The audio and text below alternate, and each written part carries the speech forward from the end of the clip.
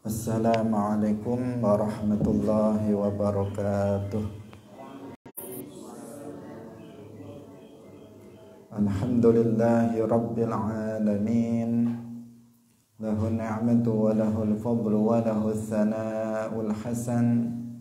Wa salawatullahil barrir rahim wal malaikatil muqarrabin ala sayyidina wa maulana Muhammadin wa ala alihi wa ashabihi tayyibin tahirin. Allahumma la sahla illa ma ja'altahu sahla wa anta taj'alul hazna idha syi'ta sahla. Allahumma arzuqna al-ikhlasa fin niyyati wal qawli wal amal wa ba'du. Ila nabiyil mustafa sallallahu alaihi wasallam wa ikhwanihi minal anbiya'i wal mursalin wa syuhada'i was salihin, khususan ila sultanil awliya Syekh Abdul Qadir Al-Jilani wa Syekh Ahmad Ar-Rifai wa Syekh Bahaidin An-Naqsyabandi wa Syekhina Abdullah Al-Harari wa ila arwahi muassisi jam'iyyati Nahdlatul Ulama Syekh Muhammad Hashim Ash'ari wa Syekh Bisri Sansuri wa Syekh Abdul Wahab Hasbuah wa ila arwahi jami'i ahli al-qubur minal muslimin wal muslimat. Al-Fatihah. A'udzu billahi minasy syaithanir rajim. Bismillahirrahmanirrahim. Alhamdulillahi rabbil alamin. Ar-Rahmanir Rahim. Malik yaumiddin. Iyyaka na'budu wa iyyaka nasta'in. Ihdinas siratal mustaqim. Siratal ladzina an'amta 'alaihim ghairil maghdubi 'alaihim waladdallin. Amin. Hadirin hadirat rahimakumullah, pemirsa Madu TV rahimakumullah. Alhamdulillah, kita bersyukur kepada Allah Subhanahu wa taala atas nikmat-nikmat yang telah Allah anugerahkan kepada kita semua. Nikmat hidup, nikmat kesehatan, nikmat rezeki, nikmat iman, Islam, hidayah, taufik. Dengan nikmat-nikmat yang begitu banyak, patut kita untuk bersyukur kepadanya dengan tidak bermaksiat dengan nikmat-nikmat tersebut. Semoga kita bisa bersyukur dengan yang sebenarnya. Amin ya rabbal alamin. Salawat dan salam semoga tetap terlimpahkan kepada Nabi Agung Nabi Muhammad sallallahu alaihi wasallam, para sahabatnya, keluarganya, serta seluruh umat Islam yang mengikuti beliau ila yaumil qiyamah. Hadirin rahimakumullah, kita masih dalam pembahasan tentang masalah sujud, yaitu sujud tilawah dan sujud syukur. Setelah membahas tentang sujud sahwi, mari kita ikhlaskan niat kita lillahi ta'ala. Wa an Umar radhiyallahu ta'ala anhu qala, ya ayyuhan nasu inna namurru bis sujudi faman sajada faqad asaba wa man lam yasjud fala ithma alaih. Rawahul Bukhari. Wa fihi inna Allah lam yafridis sujuda illa anna sya'ah wa huwa fil muwatta. Wa an Umar, lan saking Umar radhiyallahu ta'ala anhu qala, dawuh sapa Umar, ya ayyuhan nas, he manungsa, innama namurru inna sak temene kita iku namurru lewat sapa kita bisujudi kelawan sujud. Faman mongko utawi sapane wong iku sajada sujud sapa man faqad asaba, mongko teman-teman wis nglakoni perkara kang bener sapa man. Waman lan utawi sapane wong iku lam yasjud ora sujud sapa man, fala isma mongko ora ana dosa iku maujud alaihi ing atase man. Rawahul Bukhari. Rawahu ngriwayataken yang hadis sapa Al-Bukhari. Wa fihi lan iku ing dalam hadis innallaha saat temene Gusti Allah iku lam yafrid ora mardhaaken sapa Allah as-sujuda ing sujud illa annasya'a kejaba yen to ngersakaken sapa kita wa huwa fil muwatta. Hadirin rahimakumullah, kemarin telah kita jelaskan tentang sujud tilawah, yaitu sujud yang dibaca ketika kita sujud yang kita lakukan, yang dilakukan ketika kita membaca ayatus sajdah atau kita mendengar orang lain membaca ayatus sajdah. Yang ayat-ayat sajdah itu sudah juga telah ditentukan atau sudah dijelaskan oleh Rasulullah Shallallahu Alaihi Wasallam, di antaranya dalam hadis-hadis sebelumnya yang sudah kita bahas. Dan sujud tilawah itu hukumnya adalah sunnah, bukan wajib. Jika kita mau melakukannya, maka dipersilahkan, kita akan mendapatkan pahala karenanya.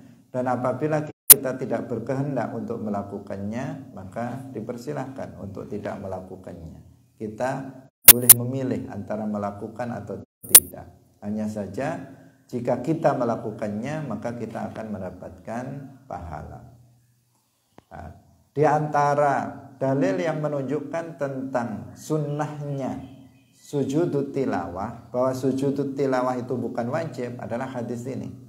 Bahwa Sayyiduna Umar bin Al-Khattab radhiyallahu anhu, beliau berkata, wahai manusia, kita lewat sujud, artinya kita melewati ayatus sajdah yang di situ kita diperintahkan untuk sujud. Maka barang siapa yang sujud faqad ashab, dia sudah melakukan kebenaran. Wa man lam yasjud, barang siapa yang enggak sujud, maka fala itsma alaih, maka dia tidak berdosa. Kalau seseorang meninggalkannya tidak berdosa, artinya sesuatu itu tidak wajib. Karena al-wajib, sesuatu yang wajib itu apa? Orang yang meninggalkannya itu diancam dengan siksa. Sementara dikatakan oleh Sayyiduna Umar, orang yang enggak sujud dia enggak dosa. Berarti di sini bukan wajib, tetapi sunnah. Dalam riwayat ini diriwayatkan oleh Bukhari, kalau dalam Muwatta itu ada tambahan innallaha lam yafridis sujuda. Sesungguhnya Allah itu tidak mewajibkan sujud tilawah illa annasya'a, kecuali apabila kita berkehendak. Artinya sesuai dengan kehendak kita. Kalau kita mau sujud, silahkan sujud. Kalau tidak, maka kita tidak. Kalau di daerah kita jarang orang melakukan sujud tilawah. Ini semestinya mulai kita tradisikan. Ini sebenarnya sunnah, bukan sesuatu hal yang baru, tetapi sunnah yang sering diabaikan atau sering dilupakan. Jadi ada beberapa sunnah itu yang familiar, artinya orang banyak melakukannya. Tetapi ada sebagian perkara sunnah yang orang seakan melupakannya. Nah, di antaranya adalah tentang sujudu at-tilawah. Nah, di daerah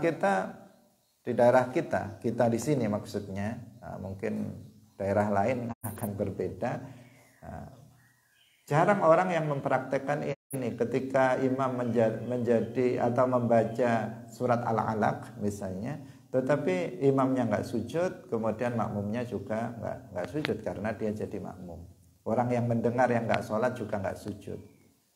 Nah, kalau kita tadarus Al-Quran, berapa kali kita melewati ayatus sajdah, tetapi kita juga tidak sujud, sujud tilawah.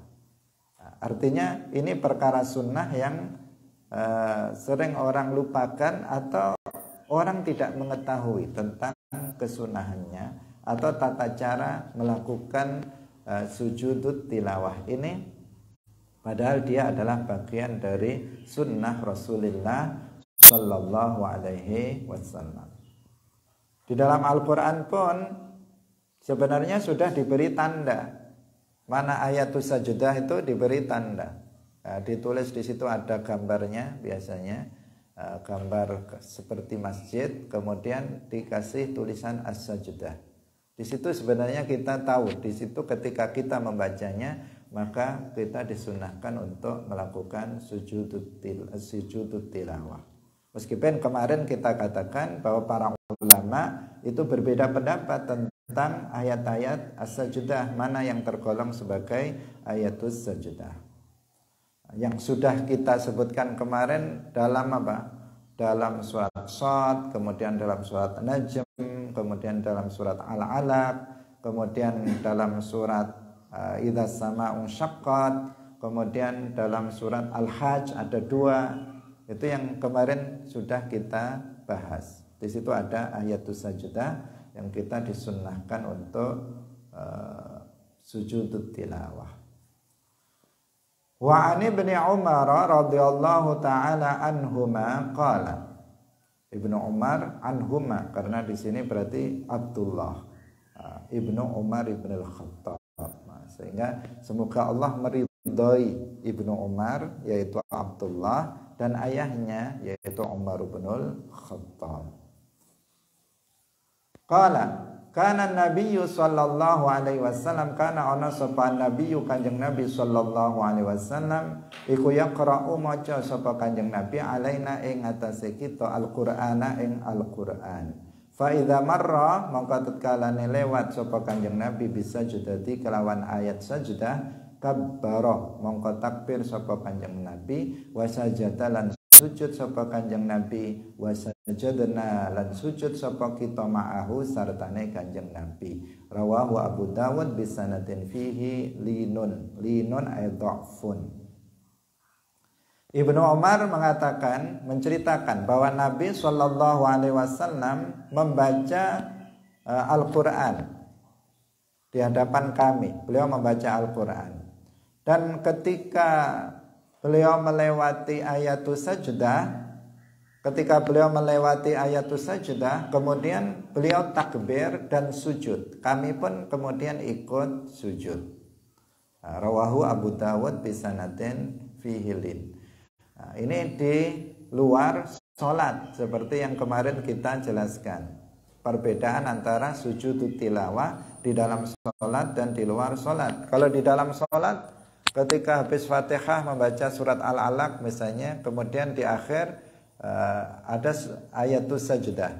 Kemudian nggak perlu takbir, langsung dia ke bawah, turun ke bawah dan sujud.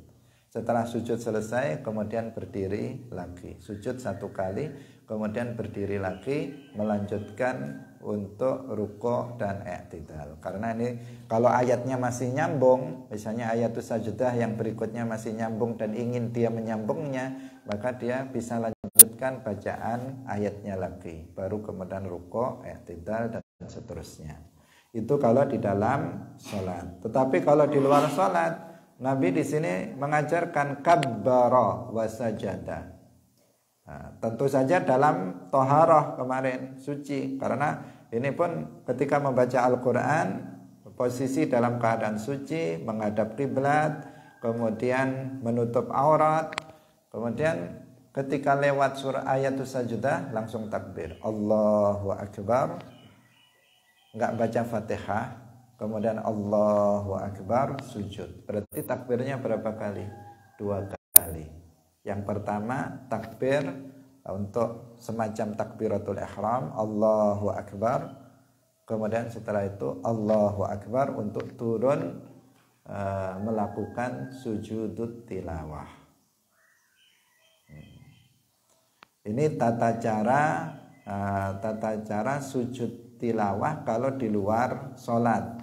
Kalau di luar sholat berbeda dengan apabila di dalam sholat.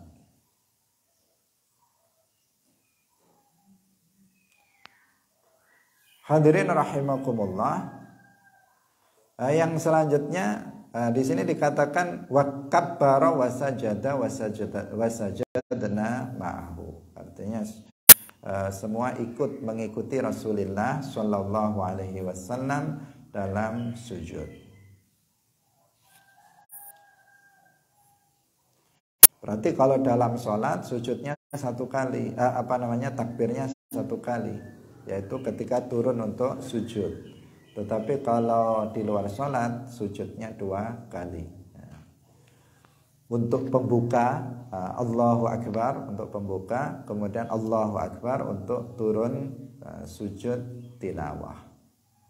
Wa an Abi Bakrah radhiyallahu taala anhu anna nabiyya sak temene Kanjeng Nabi sallallahu alaihi wasallam iku kana ana sapa Kanjeng Nabi idza ja'ahu tatkalane teka ing Kanjeng Nabi apa amrun perkara yasurruhu kang nyenengaken apa ma ing Kanjeng Nabi kharra mongko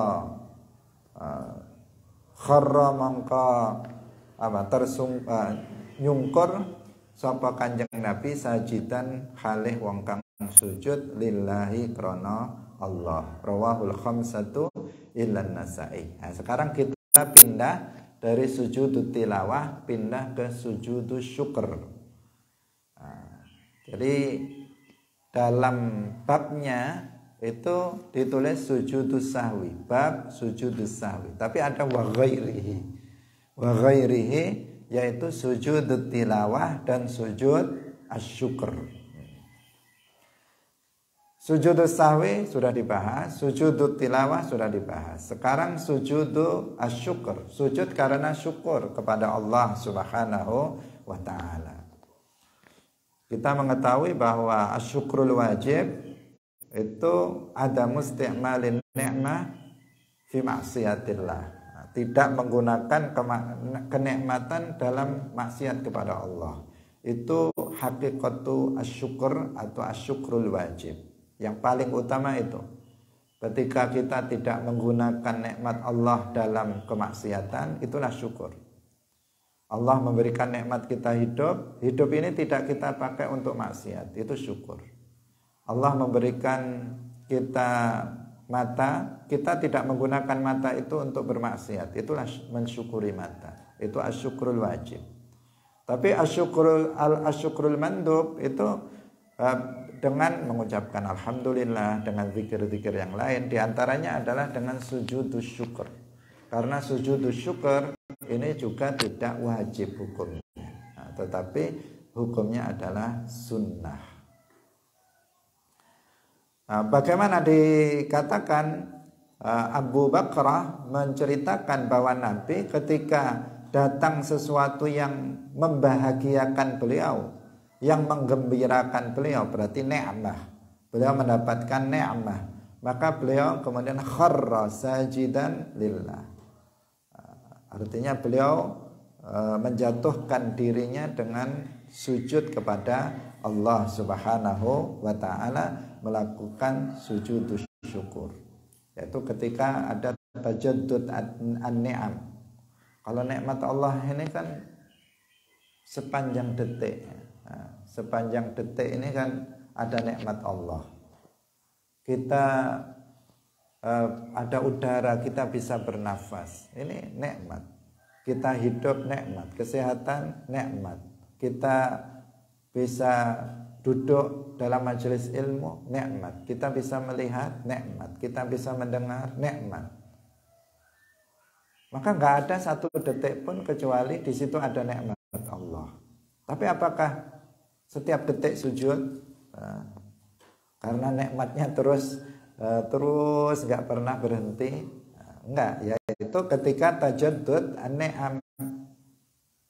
Ketika ada nikmat, sesuatu nikmat yang nikmat yang baru, ya, nikmat yang baru yang datang kepada kita. Misalnya seseorang lulus dalam ujian, nikmat yang baru datang kepada dia. Atau seseorang misalnya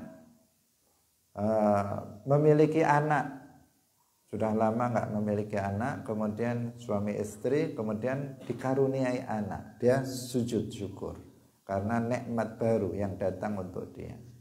Atau tiba-tiba dia sedang bingung nggak punya uang, tiba-tiba ada orang datang membawa uang 1 koper, ini uang untuk kamu, langsung dia sujud. Itu namanya karena ada nikmat yang baru yang datang kepada kita.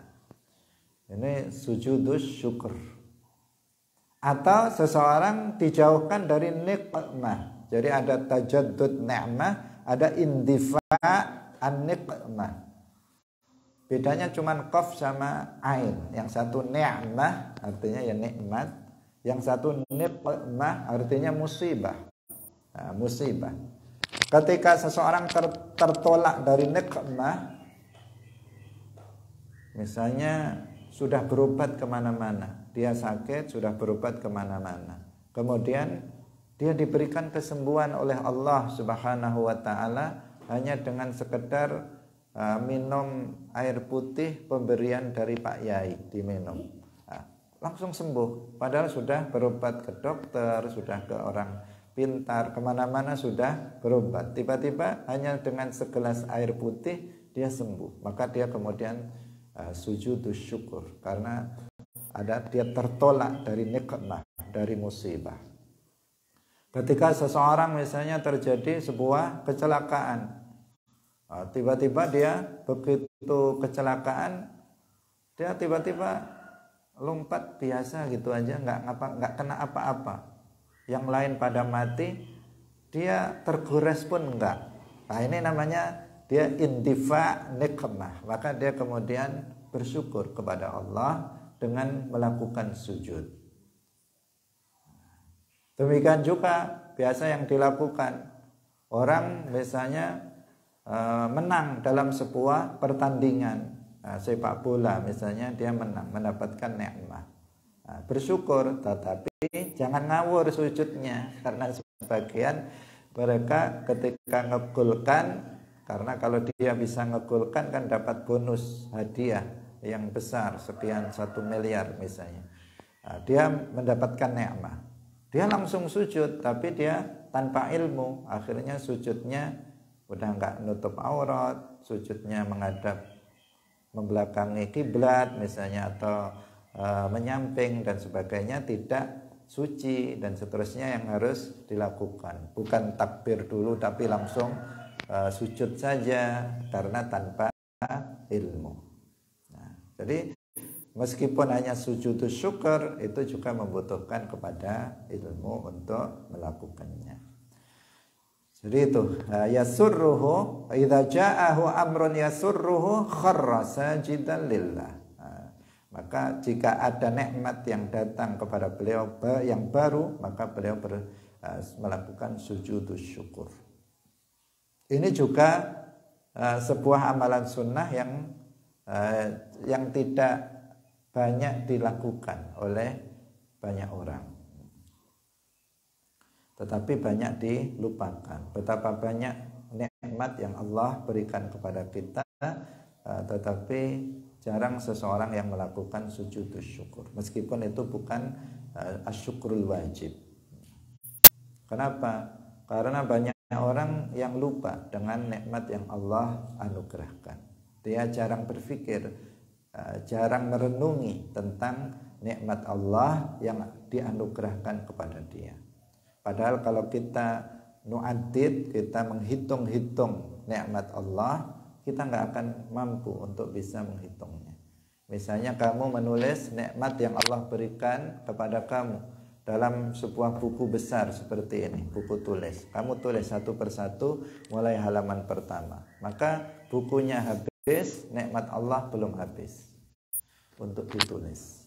Kenapa? Karena saking banyaknya nikmat yang Allah berikan kepada kita. Maka dalam Al-Quran disebutkan wa in ta'uddu ni'matallahi la tuhsuha.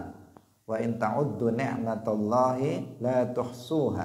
Jika kalian menghitung-hitung nikmat Allah, maka kalian gak akan mampu menghitungnya, saking banyaknya nikmat yang Allah anugerahkan kepada kita, baik nikmat dunyawiyah maupun nikmat ukhrawiyah diniyah. Hadirin rahimakumullah, lebih-lebih nikmat apa? Nikmat diniyah, nikmat ukhrawiyah. Ketika kita ditakdirkan oleh Allah menjadi orang yang beriman, wah ini kenikmatan terbesar yang Allah anugerahkan kepada kita. Kita dilahirkan bapak ibu kita muslim, sehingga kita juga dihukumi sebagai seorang muslim. Nikmat yang luar biasa. Kita diberikan rezeki, bisa thalabul ilmi, kita bisa dipertemukan dengan orang yang bisa menjadi penyebab kita paham ilmu agama. Nikmat yang sangat besar. Kita diberikan anugerah mau ngaji, kita diberikan anugerah mau sholat, mau puasa. Orang-orang pada nggak sholat, kita puasa, kita sholat. Orang-orang pada nggak puasa, kita puasa. Orang-orang pada nggak ngaji, kita ngaji. Orang-orang pada malas dalam berbuat ketaatan, kita taat kepada Allah. Ini namanya nikmah ukhrawiyah atau diniyah, yang patut kita untuk mensyukurinya, bersyukur kepada Allah Subhanahu wa ta'ala atas nikmat tersebut. Banyak nikmat yang Allah anugerahkan kepada kita. Wa an Abdurrahman bin Auf radhiyallahu ta'ala anhu qala sajada wa sujud sapa nabiyyu kanjeng Nabi sallallahu alaihi wasallam fa atala nuli ndawaaken sapa kanjeng Nabi as-sujuda ing sujud. Tsumma rafa'a nuli ngangkat sapa kanjeng Nabi ra'sahu ing sirahe kanjeng Nabi. Wa qala lan dawuh sapa kanjeng Nabi inna Jibrila sak temene malaikat Jibril iku atani wis teka sapa Jibril ing ingsun fabasyarani nuli aweh kabar gembira sapa Jibril ing ingsun fasajadtu mangka sujud sapa ingsun lillahi maring Allah syukran krana syukur maring Allah. Rawahu Ahmad wa sahahahu al-Hakim. Abdurrahman ibn Auf, salah satu sahabat Nabi yang termasuk minal mubasysyirin bil jannah, yang kaya raya tetapi sangat dermawan untuk perjuangan Islam. Beliau menceritakan bahwa Nabi suatu ketika sujud, kemudian beliau memperlama sujudnya. Lama sekali sujudnya. Kemudian setelah lama sujud, beliau mengangkat kepalanya. Setelah itu beliau bersabda, sesungguhnya Jibril tadi telah datang kepadaku. Dia memberikan kabar gembira kepadaku, maka aku sujud kepada Allah sebagai bentuk syukurku kepada Allah. Rawahu Ahmad wa sahahahu al-Hakim. Apa nikmat yang dianugerahkan kepada beliau? Dalam riwayat yang lain diceritakan bahwa nikmat yang disampaikan oleh malaikat Jibril kepada Rasulullah sehingga Rasulullah kemudian melakukan sujudu asyukur itu adalah nikmat bahwa malaikat Jibril menyampaikan kepada Nabi bahwa barang siapa yang bersolawat kepada Nabi satu kali, maka Allah itu akan memberikan rahmat kepadanya 10 kali. Artinya kalau dalam hadisnya apa? Man shalla alaihi marratan sallallahu alaihi asyran. Barang siapa yang bersolawat kepada Nabi satu kali, maka Allah bersolawat kepadanya 10 kali. Tapi perlu diingat di sini, solawatnya Allah kepada Nabi bukan membaca Allahumma sholli ala sayyidina Muhammad. Karena beredar di video salah satu ustadz terkenal tetapi sering menyimpang dari ajaran Ahlus Sunnah. Di antaranya mengatakan, katanya Allah itu bersolawat dengan seperti solawat kita, mengatakan Allahumma sholli ala sayyidina Muhammad. Jadi solawatnya Allah kepada Nabi, solawatnya para malaikat kepada Nabi itu beda dengan solawat kita kepada Nabi. Di dalam Al-Quran disebutkan innallaha wa malaikatahu yusalluna 'alan nabi ya ayyuhalladzina amanu sallu 'alaihi wa sallimu taslima. Innallaha yusalli 'alan nabi. Artinya apa? Artinya Allah yarhamuhu. Allah yarhamuhu. Allah merahmatinya dengan rahmat kepada Nabi Muhammad sallallahu alaihi wasallam. Al malaikatu yusalluna 'alan nabi. Para malaikat bersolawat kepada Nabi. Artinya yastaghfirunahu. Mereka meminta ampunan untuk Nabi meskipun Nabi itu tidak memiliki dosa. Kemudian kita bersolawat kepada Nabi, artinya kita berdoa kepada Allah untuk tingginya derajat Rasulullah sallallahu alaihi wasallam dengan mengatakan Allahumma sholli ala sayyidina Muhammad sallallahu alaihi wasallam dan lainnya dari bacaan-bacaan sholawat tersebut. Ini kan nikmat. Sebelumnya belum pernah diberitahukan oleh malaikat Jibril kepada beliau. Malaikat Jibril dari Allah Subhanahu wa taala memberitahukan kepada Nabi Muhammad sebuah nikmat yang sangat besar untuk Nabi Muhammad dan juga untuk umatnya. Nikmat yang sangat besar untuk Nabi Muhammad dan juga untuk umatnya, yaitu diberitahukan kepada beliau kalau ada umatmu membaca sholawat kepadamu Allahumma sholli ala Muhammad 1 kali, maka Allah akan merahmatinya 10 kali. Allah akan meninggikan derajatnya indallah 10 kali lipat kalau ada seseorang yang bersolawat kepada Nabi. Ini nikmat untuk Nabi dan juga nikmat untuk umat Nabi Muhammad, yaitu kita. Untuk kita yang mau bersolawat kepada Rasulullah sallallahu alaihi wasallam. Hadirin rahimakumullah, bersolawat kepada Nabi sangat dianjurkan kepada kita. Sangat dianjurkan. Hendaknya kita memperbanyak membaca sholawat kepada Rasulullah sallallahu alaihi wasallam. Di antara fadilahnya yang disebutkan dalam hadis. Hadis ini Nabi menganggapnya sebagai sebuah nikmat untuk beliau dan umatnya sehingga beliau sampai bersujud syukur. Dalam hadis yang lain disebutkan man shalla alayya sholatan sallallahu alaihi biha asyran. Dan dalam lanjutan hadis kalau dia man shalla alayya asyran sallallahu alaihi mi'ah. Kalau seseorang itu bersolawat 1 kali maka balasannya 10 kali. Jika bersolawat 10 kali balasannya adalah 100 kali. Yaitu berupa rahmat dari Allah Subhanahu wa ta'ala. Maka ya jangan sampai kita pelit untuk bersolawat kepada Rasulullah. Khususnya kemarin kita katakan di saat setiap kali kita mendengar nama Rasulullah disebut, maka jangan lupa untuk bersolawat kepada beliau. Allahumma sholli ala sayyidina Muhammad sallallahu alaihi wasallam. Bersolawat dan salam kepada Rasulullah sallallahu alaihi wasallam. Hadirin rahimakumullah, kita lanjutkan kembali.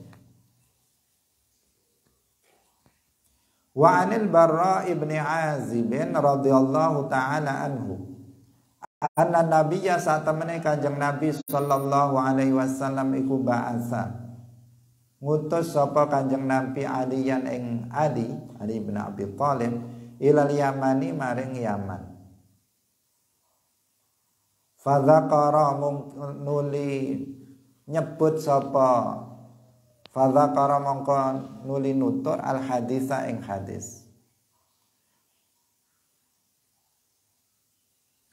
Mongko nyebut sapa Kanjeng Nabi al hadisa ing hadis. Qala dawuh fakataba Aliyun bi islamihim. Dawuh sapa Al-Barra ibnu Azib, fakataba nulis sapa Aliun Ali bi islamihim kelawan islame. Islame siapa? Ahlul Yaman. Falamma qara'a mangka tatkalane maca sapa Rasulullah sallallahu alaihi wasallam, maca tegese diwacaaken. Falamma qara'a kita artikan yang pas ya, sesuai dengan pemahamannya. Falamma qara'a mangka tatkalane den wacaaken maring Kanjeng Nabi, maring Rasulullah alkitaba ing surat ing tulisan, kharra mongko jungkung sapa Kanjeng Nabi sajidan halih wong kang sujud syukran krana syukur lillahi maring Allah taala ala dzalika ing atase mangkono-mangkono nikmat. Rawahul Baihaqi wa asluhu fil Bukhari. Sebelum kita menjelaskan isi hadis, tadi telah kita sampaikan bahwa makna falamma qara'a Rasulullah ini kalau diterjemahkan secara harfiah apa? Bahwa Nabi Rasulullah itu membaca tulisan. Qara'a Rasulullah al-kitaba. Padahal kita mengetahui bahwa Nabi itu ummiyun. Nabi itu ummiyun. Ummi itu artinya la yaqra'u al-maktub wa la yaktubu al-maktub. Nabi itu enggak menulis dan tidak membaca yang tertulis. Jadi kalau membaca tulisan begini, itu Nabi enggak bisa membaca bacaan yang tertulis, dan Nabi tidak menulis. Itu Nabi. Dan itu bukan aib bagi Rasulullah Shallallahu Alaihi Wasallam, sama sekali bukan kekurangan untuk Nabi. Karena al-ilmu fis sudur la fis sutur. Ilmu itu di dalam hati, tidak di tulisan. Meskipun Nabi itu ummi, tidak membaca yang tertulis. Kalau membaca Al-Fatihah, Al-Quran bisa membaca, tapi bukan membaca pada yang tertulis. Beliau hafal seluruhnya, tidak membaca yang tertulis. Beliau enggak membaca yang tertulis. Dan itu adalah pujian untuk Nabi, bukan celaan untuk Nabi. Nah, kalau kepada selain Nabi, itu sebuah kelemahan. Kalau misalnya ada anak sudah SMA atau sudah kuliah nggak bisa nulis, nggak bisa baca, maka ini aib. Kamu mondok di sini suruh baca kitab nggak bisa, suruh baca, maka itu aib bagi kamu. Gimana sudah lama di sini nggak bisa baca kitab, itu aib. Tetapi bagi Rasulullah Sallallahu Alaihi Wasallam itu adalah pujian, karena meskipun Nabi itu tidak membaca dan menulis yang tertulis, tetapi beliau adalah afsahu khalqillah. Beliau adalah orang yang fasih, makhluk yang paling fasih bahasanya. Beliau yang paling tinggi balaghahnya dalam bicara itu Rasulullah Sallallahu Alaihi Wasallam. Tetapi tidak tertulis dalam lisannya. Beliau adalah afsahu khalqillah. Kemudian meskipun beliau ummi, beliau bisa merubah peradaban dunia. Beliau ummi, tetapi beliau bisa merubah peradaban dunia seluruhnya. Dari dunia jahiliyah, dari dunia binatang menjadi dunia manusia, dunia yang penuh dengan keimanan dan Islam. Sementara kita pintar nulis, pintar baca, apa yang kita rubah? Apakah kita sudah bisa merubah kampung kita? Belum. Apakah kita sudah bisa merubah keluarga kita? Apakah kita sudah bisa merubah tetangga sekitar kita? Belum. Merubah kampung belum bisa. Merubah kecamatan, merubah kabupaten, merubah negara, apalagi dunia, sama sekali enggak. Merubah keluarga kita saja nggak bisa, padahal baca kitabnya lancar. Ada tulisan semua dibaca, tulisan Arab dibaca, tulisan Inggris dibaca, tulisan Jepang dibaca. Pinter sekali membaca, tetapi nggak bisa berbuat apa-apa untuk dunia ini. Rasulullah Shallallahu Alaihi Wasallam ummi, tetapi beliau telah merubah dunia ini. Manusia paling ada, bahkan orang kafir pernah menyebut ini orang kafir, artinya persaksian mereka juga mengakui bahwa Nabi Muhammad adalah orang paling berpengaruh nomor 1 di dunia. Hadirin rahimakumullah. Jadi Nabi itu ummi memang dengan pengertian tidak bisa membaca dan tidak bisa menulis. Tidak bisa membaca maksudnya tidak bisa membaca yang tertulis. Dan ini merupakan mu'jizah. Sehingga dikatakan qauluna ummi an ghairihi ma'jazah wa qauluna ummi anhu mu'jizah. Ucapan kita ummi untuk selain Nabi itu ma'jazah. Ma'jazah artinya sebuah kelemahan, sebuah hal yang menunjukkan lemah. Kalau kita bilang ummi untuk selain Nabi, wa qauluna ummi anhu mu'jizah. Sedangkan ucapan kita untuk ummi untuk Nabi Muhammad itu mu'jizah. Kenapa dikatakan mu'jizah? Karena dengan Nabi itu ummi, nggak ada satupun orang kafir Quraisy saat itu yang bisa dibenarkan ucapannya bahwa Al-Quran itu karangan Nabi. Mereka nggak bisa menuduh Nabi, oh Quran ini karangannya Nabi Muhammad. Karangan gimana? Wong Nabi nulis nggak bisa. Nabi nggak bisa membaca kitab-kitab dulu, Taurat, Zabur, atau kitab-kitab sebelumnya. Nabi nggak membaca yang tertulis. Bagaimana bisa ngarang sebuah Al-Quran? Nah, maka di sini tertolak segala tuduhan bahwa Nabi itu bahwa Al-Quran itu adalah karangan Nabi Muhammad. Makanya dikatakan ini mu'jizah. Umminya Nabi Muhammad itu justru mu'jizah. Ini penting kita sampaikan karena ada sebagian orang sekarang, orang yang mengkaji ilmu Al-Quran dan tafsir pada masa sekarang, merubah makna ummi. Mereka merubah makna ummi. Mereka mengatakan nggak mungkin Nabi Muhammad itu ummi, nggak bisa baca, nggak bisa nulis. Disamakan dengan mereka kalau ummi itu sebuah aib. Nggak mungkin Nabi Muhammad itu nggak bisa baca sampai nggak bisa nulis. Sebagian ada yang mengatakan memang dulu awal-awal nggak bisa baca, nggak bisa nulis, tapi kemudian belajar dan bisa. Ada yang seperti itu. Ini apa? Ini berbahaya. Keyakinan seperti itu berbahaya. Kenapa berbahaya? Karena akan membuka celah bagi orang kafir untuk mengatakan Al-Quran itu karangan Nabi Muhammad.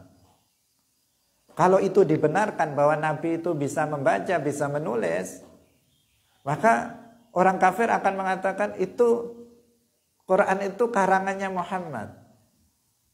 Dan kalau sudah seperti itu, maka ini akan berbahaya. Kenapa? Karena keimanannya akan hilang terhadap Al-Quran bahwa dia adalah kalamullah.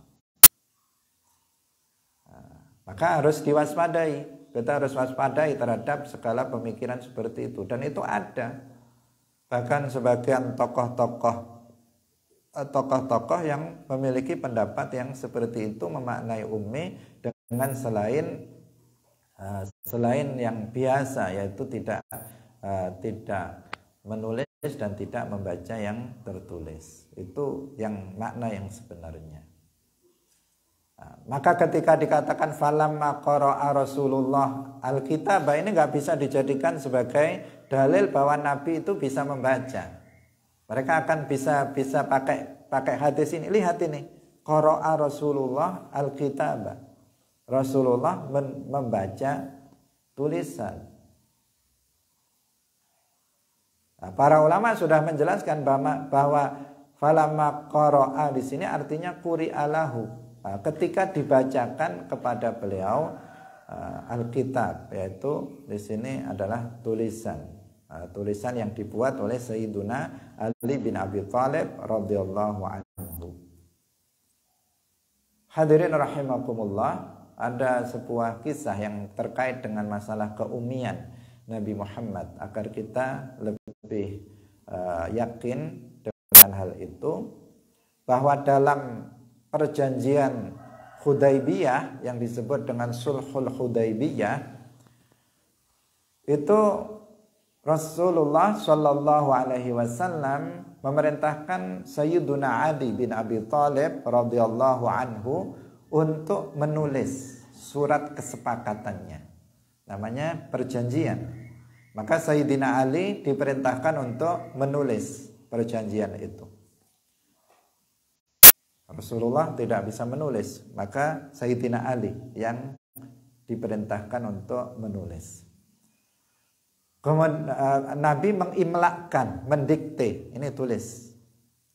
Di antaranya pertama ditulis hadza ma mattafaqa alaihi Muhammadur Rasulullah. Ketika sampai di situ ditulis hadza ma ittafaqa alaihi Muhammadur Rasulullah. Kemudian Abu Sufyan yang belum masuk Islam ketika itu, karena Abu Sufyan itu masuk Islamnya ketika Fathu Makkah, di akhir-akhir Islam. Ayahnya Muawiyah bin Abi Sufyan itu bukan minal sabiqinal awwalin, tetapi akhir masuk Islamnya. Ketika itu Abu Sufyan masih menjadi tokohnya orang kafir Quraisy. Kemudian dia protes. Abu Sufyan ini protes. Kita nggak mau ditulis di situ Rasulullah, karena kami nggak beriman kepada kamu sebagai Rasulullah. Kenapa ditulis dalam surat perjanjian hadza mattafaqa alaihi Muhammadur Rasulullah? Kami nggak mau, tidak rela kalau ditulis Rasulullah, karena itu sama saja berarti kami membenarkan kerasulan Muhammad, sementara mereka tidak beriman dengan risalahnya Nabi Muhammad. Nah, ketika Abu Sufyan protes seperti itu, kemudian Nabi mengatakan kepada Sayyidina Ali, idrib alaiha. Artinya hapuslah lafaz Rasulullah, kamu hapus. Kemudian Sayyidina Ali itu enggan untuk menghapusnya. Nah, gimana? Dia bukan berarti dia menolak perintah Nabi, tetapi dia kaget saja dan dia gimana kok suruh menghapus, sementara dia beriman tentang kerasulan Nabi Muhammad. Gimana saya disuruh untuk menghapus kata-kata Rasulullah dalam surat perjanjian itu? Nah, Sayyidina Ali enggan untuk menghapusnya karena beliau mengimani risalah Nabi Muhammad. Kemudian Nabi Muhammad ketika itu mengatakan, wahai Ali, mana tulisan yang bunyinya Rasulullah itu mana? Tunjukkan kepada saya. Karena Nabi nggak tahu, nggak bisa membaca. Tunjukkan yang mana? Ditunjukkan ini, kemudian sama Nabi dihapus sendiri. Dihapus sendiri. Karena Sayyidina Ali enggan untuk menghapusnya, Nabi kemudian menghapusnya sendiri. Bukan berarti beliau mengingkari kenabian beliau sendiri, enggak. Tetapi lil maslahah. Dalam rangka untuk kemaslahatan. Ini kan dalam perjanjian dengan orang kafir. Kalau disebut, maka harus sama-sama disepakati oleh kedua belah pihak. Mereka nggak terima dengan sebutan Rasulullah, maka Nabi kemudian merelakan untuk dihapus kata Rasulullah. Beliau sendiri menghapusnya, yang menunjukkan di sini Nabi memang betul-betul ummi. Makanya beliau bertanya kepada Sayyidina Ali, mana tulisan yang bunyinya Rasulullah itu mana? Ketika ditunjukkan ini, kemudian Nabi baru menghapus lafaz itu. Berarti Nabi memang ummi. Ummi dengan pengertian la yaktub wa la yaqra al-maktub, tidak membaca sesuatu yang tertulis. Nah, ini penting untuk kita tegaskan ya, karena munculnya banyak syubhah yang dilontarkan terkait dengan masalah ini. Nah, sekarang kita kembali kepada hadis. Nah, ini ada sebuah nikmat yang datang kepada Rasulullah Shallallahu Alaihi Wasallam, bahwa Sayyidina Ali diperintahkan untuk berdakwah di Yaman. Nah, kemudian Sayyidina Ali menulis orang-orang yang masuk Islam, ditulis nama-namanya. Kemudian dilaporkan kepada Nabi siapa saja yang masuk Islam. Tertulis deretan orang-orang yang masuk Islam. Ini kan sebuah nikmat yang besar, yaitu masuknya banyak orang ke dalam agama Islam. Maka begitu dibacakan kepada Nabi orang-orang yang masuk Islam, Nabi langsung sujud. Nah, sujudnya ini namanya sujud syukri. Nah, sujud syukur yang dilakukan oleh Rasulullah Shallallahu Alaihi Wasallam atas nikmat yang baru datang kepada beliau, yaitu berupa masuknya Islam sebagian penduduk Yaman ketika itu. Siapa yang membawa kabar gembira itu, nikmat itu, yaitu Sayyiduna Ali bin Abi Thalib radhiyallahu anhu. Hadirin rahimakumullah, demikian pengajian kita pada pagi hari ini, semoga bermanfaat bagi kita semuanya. Barakallahu fikum, wallahul muwaffiq ila aqwamit thoriq. Wassalamualaikum warahmatullahi wabarakatuh. La ilaha illallah. Allahumma salli ala sayyidina Muhammad wa ala alihi wa sahbihi wa sallim. Rabbi ghfirli wa liwalidayya wa lil mu'minina wal mu'minat.